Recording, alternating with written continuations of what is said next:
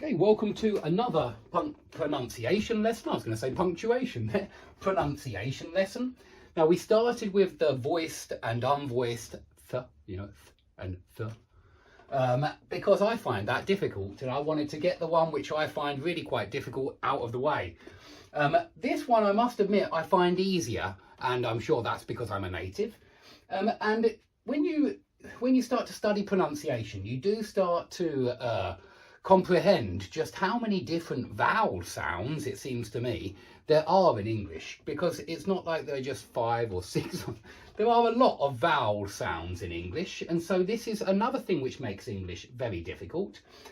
And what you'll find when you study these vowel sounds, if you study them carefully, you'll find out straight away that in America they say a lot of very common words very differently, or perhaps just a little bit differently, slightly differently, but they say them differently to us in the UK. Okay, so that's why UK and US are on the board.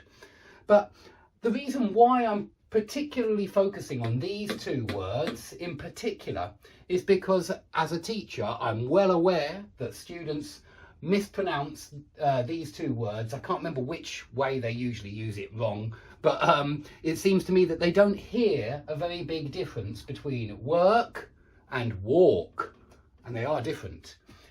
But the Americans say something different for walk. They use a different vowel sound, so we need to look at what the Americans say as well, just to be aware of it. And also do be aware that anybody in the north of the UK says a lot of very common nouns or very common words differently to received pronunciation. Yeah, well, Cambridge English, BBC English, Queen's English, whatever you want to call it. Anyone in the north speaks differently. Anyone in America speaks differently. Anyone in Australia, Canada, yeah, they speak differently too. And so let's look at these 3 words, because they're actually minimal triplets, I suppose. We had minimal pairs last time. These 3 words all start with a w and end in a k sound. The only difference in the 3 words is the vowel sound in the middle. Now, I've used the phonetic alphabet because I'm trying to learn it. I'm doing my best. But this is a short o sound, o, like in hot, top, wok. Yeah, it's o. And notice that the Americans do not use that. They don't say the word wok, which is a it's like a big frying pan. I think the word comes from China. I believe it's from Chinese cuisine, this word, I'm guessing. And it's a big frying pan. You cook rice in it, that kind of thing, stir fry. But in America, they don't say wok.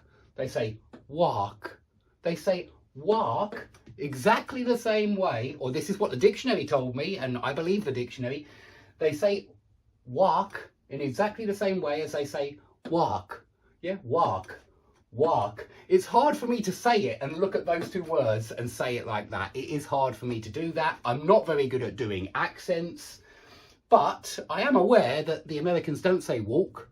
They don't say walk. Yeah, they don't say walk like we do. They say walk.